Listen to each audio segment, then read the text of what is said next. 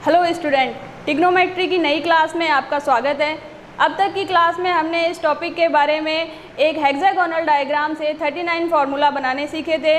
फिर ट्रिग्नोमेट्री की टेबल हमने बेसिक फॉर्म में और दाएं हाथ के डायग्राम से ट्रिक फॉर्म में भी बनाना सीखा था, जिससे हम इसके रेशो के डायरेक्ट मान निकालने सीखे थे।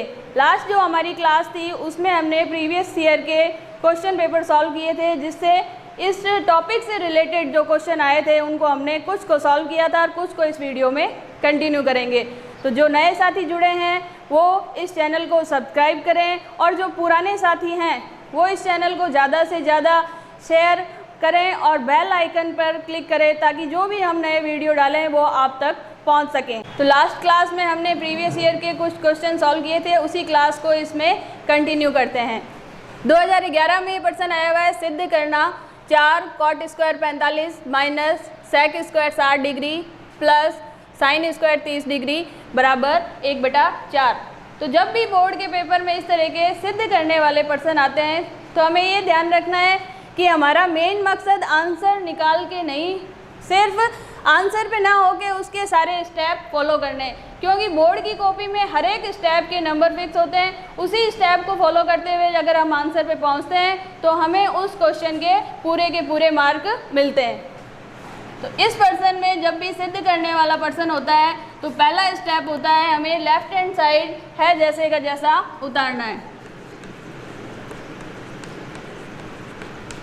4 cot square 45 minus sec square 60 degree plus sine square 30 degree. Left hand side उतारने के बाद अब हमें जो थीटा के मान दिए हुए हैं उसके वैल्यू निकालनी है। 4 cot पे स्क्वायर लगी हुई है, cot 45 का मान जो आएगा उस पर हमें स्क्वायर लगानी है। cot 45 का मान आप सारणी में से देख के निकाल सकते हैं, और अगर आपको हाथ की ट्रिक याद है तो हाथ की ट्रिक से भी निकाल सकते हैं। तो हमने cot थीटा की हाथ की ट्रिक पढ़ी थी। तो cot थीटा होता है cos थीटा बटे साइन थीटा। cos थीटा में हम क्या करते थे, ऊपर की अंगुलियां गिनते थे और साइन में नीचे की ओर अंगुलियां गिनते थे, और ये मान किसमें हुआ करते थे, अंडर रूट में। तो इस तरीके से cot का फॉर्मूला बनता है ऊपर अंगुली बटे नीचे अंगुली। तो हाथ के तरीके से हम cot 45 का जो मान निकालेंगे तो 0, 30 और 45। 45 के ऊपर 2 अंगुलियाँ तो अंडर रूट में 2, 45 के नीचे 2 अंगुलियाँ तो बटे 2, 2 से 2 कैंसिल, 1 का अंडर रूट 1। तो हमारे पास cos 45 का मान आया 1। तो ये मान हम सीधा इस फॉर्म में रखेंगे। इसके बाद माइनस सेक स्क्वायर 60 डिग्री। तो सेक 60 का मान होता है 2, इस पे स्क्वायर है तो इस ब्रैकेट पे भी क्या लगाएंगे हम, square, plus sine 30 degree. Sine 30 degree का मान होता है 1/2, स्क्वायर है तो हम इस पे भी स्क्वायर लगा देंगे। अब हम इसको थोड़ा और सरल करते हैं। 4 का 4, 1 का स्क्वायर 1 माइनस 2 का स्क्वायर 4 प्लस 1/2 का स्क्वायर करेंगे तो 1/4। अब हम देखते हैं ये प्लस का 4 है, ये माइनस का 4 है, तो ये आपस में घट के 0 हो जाएंगे, प्लस 1/4 और शेष हमारे पास क्या बच गया, 1/4। और यही हमारा क्या है, राइट हैंड साइड जो हमें सिद्ध करना था। ये प्रश्न हैंस प्रूव्ड। नेक्स्ट जो क्वेश्चन है ये 2013 में सप्लीमेंट्री एग्जाम में आया हुआ प्रश्न है। अब इस प्रश्न को देख के हम क्या देख रहे हैं कि इसमें थीटा का मान आ रहा है 65 डिग्री और 25 डिग्री, जबकि हमारी सारणी में ऐसे कोई मान नहीं है। तो इस प्रश्न को देखने से ही पता चल जाएगा कि ये प्रश्न सारणी से सॉल्व ना होके जो हमने उससे पिछले फॉर्मूले याद किए थे उन्हीं पर आधारित प्रश्न है। तो थोड़ा सा आपको रिकॉल करवा दूं कि ये प्रश्न कौन से फॉर्मूले से रिलेटेड है। तो हमने पूरक कोण के सूत्र पढ़े थे कि साइन का पूरक कोण हम इस तरीके से लिखते थे 90 माइनस थीटा। तो साइन का पूरक कोण होता था cos थीटा। फिर हमने tan के बारे में पढ़ा था, तो यहाँ हमारे tan और cot ही है, तो tan के बारे में जब भी हमने पढ़ा था तो 90 माइनस थीटा, तो tan का पूरा कोण था cot थीटा। अब यहाँ थीटा की वैल्यू क्या है 65 डिग्री, और नीचे हम देख रहे हैं कि थीटा की वैल्यू है 25 डिग्री। तो चाहे हम इस tan को चेंज कर लें चाहे cot को चेंज कर लें। तो सबसे पहले मान लो हम tan को चेंज कर रहे हैं, तो tan 65 डिग्री, तो इस 65 को हम पूरक कोण के रूप में लाने के लिए 90 में से क्या घटाएं कि 65 आ जाए। तो इसके नीचे ही हमारा आंसर होता है, उसके साथ ही हमें आंसर दिया हुआ होता है कि 90 में से 25 घटाएंगे तो हमारे 65 डिग्री आएगा मान। फिर हमने हर जो है वो सेम लिख देना है। वापस से हम चेक कर लेंगे, tan का tan 65 डिग्री, 90 में से 25 घटेंगे तो 65 ही आएंगे। फिर हर है जैसा उतारा हमने cot 25 डिग्री। अब ये tan क्या होगा, इस पूरक कोण की वजह से, जैसा कि यहाँ फॉर्मूले में मैंने आपको बताया था कि tan किस में चेंज हो जाता है cot में, और थीटा क्या लगता था, जो यहाँ थीटा लगा हुआ होता था वो इस cot के साथ थीटा लगता है। तो यहाँ थीटा कितना डिग्री है 25 डिग्री, तो cot के साथ क्या आ जाएगा 25 डिग्री। हर में हमारे पास है cot 25। अब हम देख रहे हैं अंश और हर में एक जैसा भाग है तो ये दोनों कैंसिल हो जाएंगे और इसका मान आ जाएगा 1, और यही हमें ज्ञात करना था। tan 65 अपॉन cot 25 का मान हमें ज्ञात करना है, जो कि 1 आया है। नेक्स्ट 2013 में ही आया हुआ एक प्रश्न है, sin 35 degree cos 55 degree plus cos 35 degree into sine 55 degree का हमें मान ज्ञात करना है। ये क्वेश्चन पिछले जो क्वेश्चन हमने हल किया था उसी की तरह का है, क्योंकि हम इसमें थीटा का मान देख रहे हैं 35 और 55, जो कि सारणी के मान नहीं है, तो हम इसको पूरक कोण के सूत्र से हल करेंगे। तो दोनों में से किसी एक को हमें चेंज करना है। अब इस बात का ध्यान रखना है कि हम इन प्रश्नों में तो क्या है दो दो के सेट है। अब कई क्वेश्चन क्या होंगे एक साथ एक ही लाइन में कई थीटा के मान दिए हुए होंगे, तो उसमें हमें क्या है पता नहीं चलता कि किसको चेंज करना है किसको नहीं। तो हमें इस चीज़ को ध्यान रखना है कि जिन दो कोणों का योग 90 डिग्री है तो वो आपस में क्या है पूरक कोण है। हम साइन को चेंज करेंगे तो साइन 35 लेके आना है, तो 90 में से क्या घटाएंगे कि 35 आ जाए। तो मैंने कहा था आंसर हमारे क्वेश्चन में ही होता है, तो 55 डिग्री।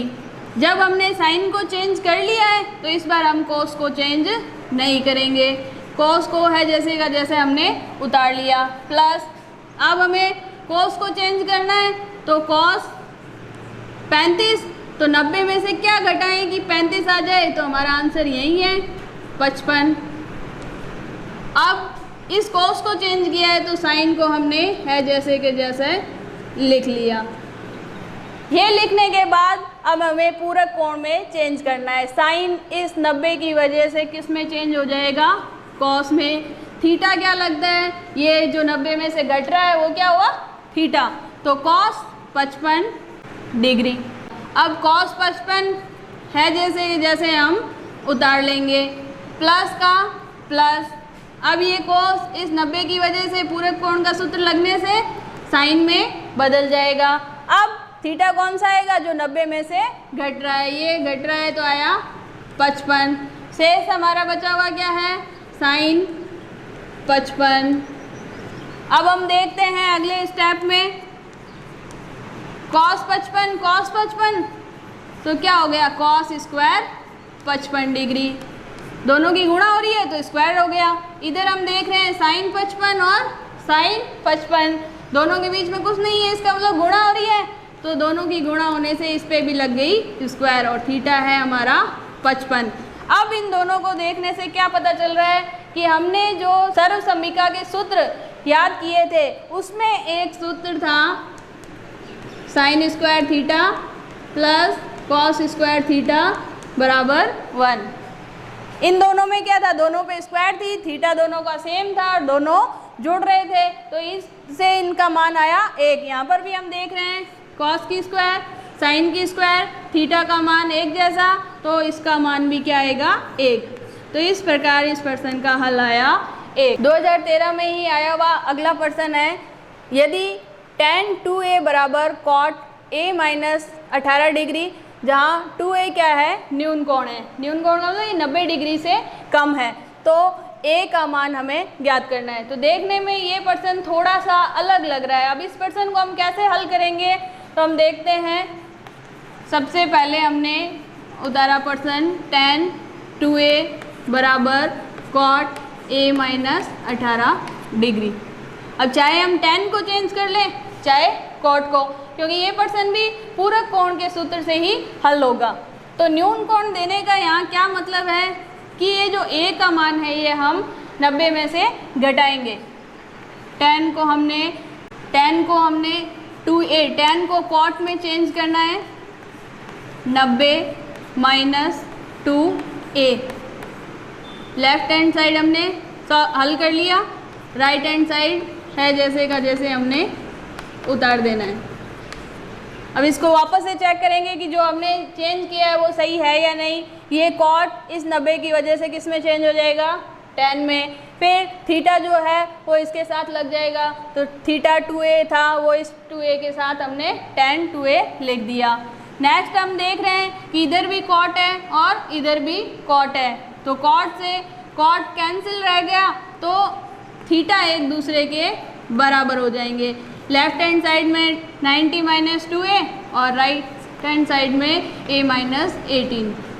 अब इसको हल करेंगे तो पक्षांतरण जब करेंगे हम देख रहे हैं यहाँ 2a माइनस का है और यहाँ a प्लस का है, तो हम इस 2a का पक्षांतरण करके बराबर के उस साइड भेज देंगे। 90 हमारा यहाँ का यही है, ये माइनस के 18 थे, पक्षांतरण करने से इधर आ जाएंगे प्लस के 18। a पहले से यहाँ है, 2a माइनस का उधर गया तो प्लस का 2a, जोड़ दिया इसको 3a, इसको हमने जोड़ा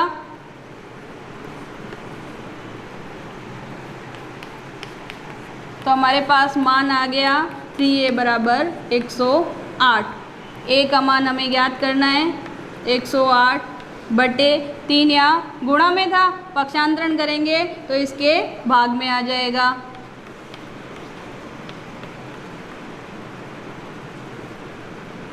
जब भाग दिया 108 में 3 का तो हमारे पास a का मान आया 36 डिग्री, और यही हमें ज्ञात करना था कि हमें a का मान ज्ञात करना है, तो a का मान आया 36 डिग्री। नेक्स्ट जो क्वेश्चन है वो 2013 का ही है। इसमें यदि साइन थीटा का मान दिया हुआ है कि 1/2 हो, तो हमें इस वैल्यू का मान ज्ञात करना है कि 1 माइनस 2 साइन स्क्वायर थीटा बटे साइन थीटा का मान ज्ञात करना है। तो इसमें हम क्या करेंगे, साइन थीटा की जो वैल्यू दी हुई है ये सीधी हम इस मान में पुट कर देंगे। 1 माइनस, पहले हमने पर्सन है जैसे उतारा, साइन थीटा की वैल्यू पर्सन में दी हुई है, ये मान सीधा हम यहाँ पुट करें 1/2। साइन का स्क्वायर है तो इस पर हमने लगा दिया स्क्वायर, बटे में साइन थीटा है तो ये वैल्यू फिर से पुट करेंगे 1/2। अब इसको थोड़ा सा इजी कर लें हम, 1 माइनस 2, 1/2 का स्क्वायर, तो 1/2 का स्क्वायर किया 1/4, बटे में 1/2। अब इसको हल करें तो ये 2 इस 4 से कैंसिल करेंगे तो हमारे पास क्या बचा, 1 माइनस 1/2, हर में 1/2, 1 में से आधा गया तो क्या बचा, आधा बटे आधा, 1/2 से 1/2 कैंसिल और हमारे पास आंसर आ गया 1। तो इस तरीके से इस पर्सन का मान निकला 1।